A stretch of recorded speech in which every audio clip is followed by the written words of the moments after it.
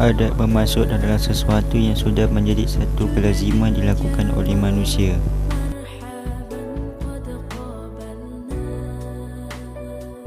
Uruf merujuk kepada sesuatu yang telah dimaklumi oleh masyarakat hingga menjadi amalan kebiasaan.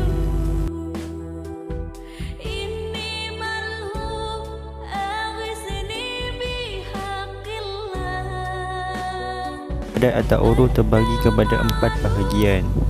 Adat am, ia merujuk kepada sesuatu kebiasaan yang diterima umum sebagai satu yang memberi maksud tertentu. Contohnya, sembahyang merujuk kepada solat, bukan bermaksud yang lain seperti yang dipahami oleh agama lain.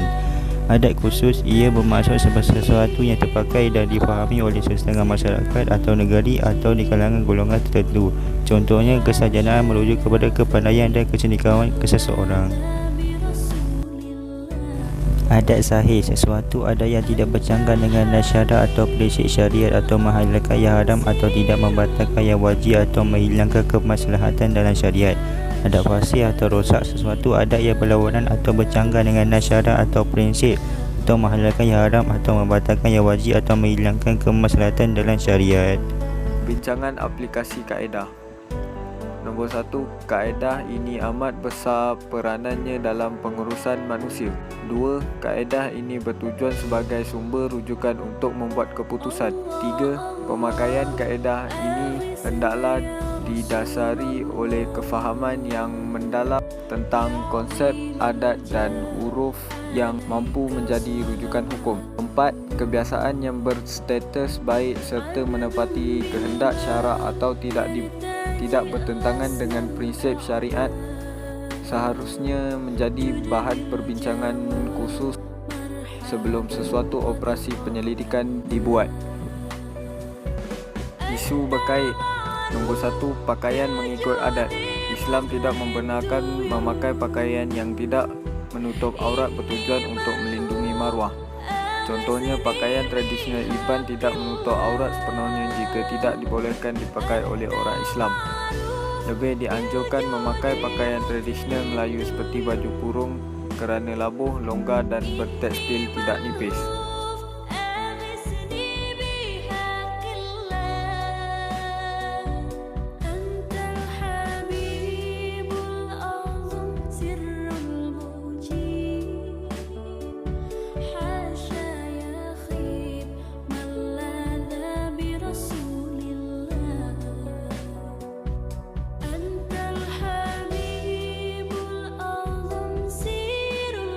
Kedua, makanan tradisional.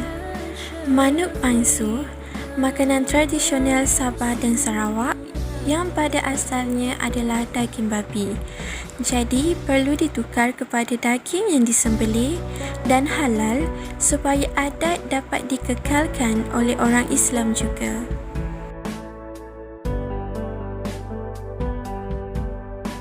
Yang ketiga, tarian kebudayaan. Tarian ulit mayang ini adalah bertujuan untuk menghalau roh jahat di tepi pantai yang ditarikan oleh orang Kelantan dan Terengganu. Kebiasaannya dilakukan di majlis-majlis tertentu.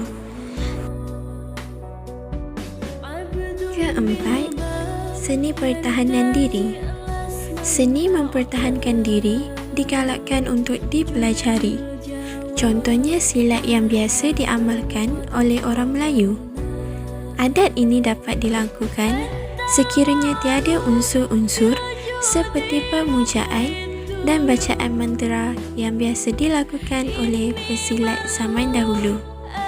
Sambutan perayaan. Malaysia memiliki kepelbagaian kaum, etnik dan agama seperti Melayu, Cina dan India. Perayaan seperti Hari Raya Deepavali, Hari Natal dan Tahun Baru Cina sering dirayakan dengan berbagai ucapan diberikan dari berlainan bangsa juga agama. Bagi memberikan tanda hormat kepada rakan-rakan berlainan agama, ada yang berpendapat sekiranya kita mengucapkan ucapan seperti Selamat Hari Natal, ianya berdosa dan tidak dibolehkan kerana ia seperti mempersetujui kekufuran orang-orang yang merayakan Natal.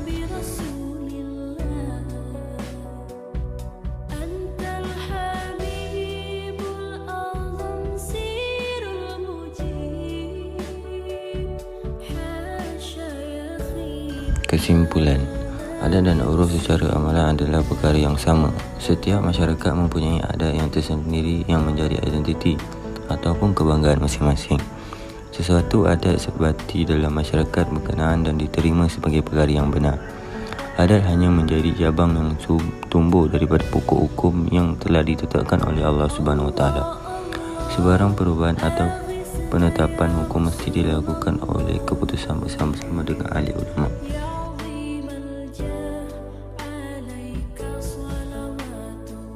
Bab berkaitan dengan ni je, kita kena faham konsep dalam salah satu konsep dalam konsep kaedah fiqh ataupun kaedah berkaitan dengan hukum Islam ni. Salah satunya mengatakan bahawa al-uruf muhakkamah, adat tu boleh jadikan sebagai hukum. Tetapi kita kena tengok pula hukum tu asal usul dia daripada mana. Laki bila nak kahwin kena pakai inai. So pada saat tu tidak dibenarkan. Okey, macam ni. Kita ambil contoh bab pada awal. Hukum perempuan dan lelaki memakai inai suatu mana pernikahan. Baik, asalnya kita kena faham dulu inai ini adalah perhiasan bagi siapa. Ada hadis Nabi SAW yang menyebutkan bahawa pada satu kisah, mafhum hadis lah, daripada hadis yang diriwayatkan oleh Abu Daud. Cerita dia macam ni. Pada suatu hari tu Nabi tengah duduk, tiba-tiba ada perempuan duduk di sebalik hijab. Hijab ni maksudnya macam kain yang tirai budang saudara je tu. So tiba-tiba ada perempuan tu, dia menghulurkan surat kepada Nabi. Pada saat tu Nabi tanya, kamu ni lelaki ke perempuan? Lepas tu yang perempuan ni berjawab, saya ni wanita. Sebab Nabi tak nampak dah duduk belakang hijab. Nabi mana nampak kan? Maka pada saat tu perempuan tu jawab, saya perempuan ya Rasulullah. Maka Nabi kata apa pada saat tu? Kalau kamu adalah seorang perempuan, kebiasaannya akan ada tanda pada jari. Maksud dia apa? Inai. Tanda pada jari kan? Inai lah. Maksud dia di situ, hadis ni mengeluarkan hukum, mengatakan bahawa sebenarnya nak membezakan lelaki dengan perempuan adalah pada inai. Maksud dia pada saat tu inai merupakan perhiasan bagi wanita. Maka pada saat tu baru kita boleh masuk hadis seterusnya yang Nabi katakan bahawa haram ataupun laknat Allah ke atas seorang lelaki yang menyerupai perempuan ataupun perempuan yang adalah satu keilmuan ataupun ilmu tentang mempertahankan diri ataupun pembelaan diri dalam bangsa Melayu. Dia bila sebut Melayu, dia ada merangkumi sebagai Melayu Nusantara. Melayu Nusantara itu merangkumi tanah Melayu itu sendiri, Malaysia, kemudian Singapura, kemudian Indonesia, Brunei, Thailand, Filipina dan Vietnam. Jadi dalam silat dia mempunyai berbagai-bagai pendekatan dan kaedah, berbagai bentuk latihan yang melatih diri kita, olahraga kita dan melatih pernafasan kita dalam menghadapi pertandingan ataupun pertarungan dan melatih sebenarnya jiwa kita dalam berhadapan dengan ancaman dan dugaan. Dan silat itulah dia silat sebenarnya apabila kita merangkumi unsur-unsur yang terkait dengan api, tanah, air dan angin. 4 unsur ni dikaitkan dan dia dilaksanakan secara sistematik.